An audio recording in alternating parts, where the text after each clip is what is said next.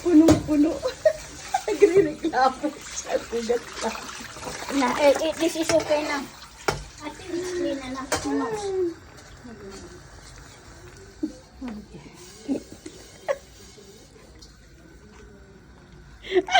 Maya ko itim.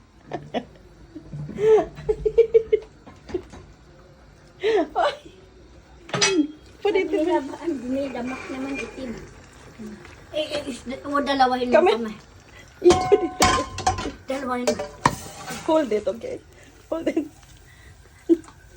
Uy! Uy, ilagay mo sa gitna. Ilagay mo sa gitna. Yamin mo na yan. Ay, sino?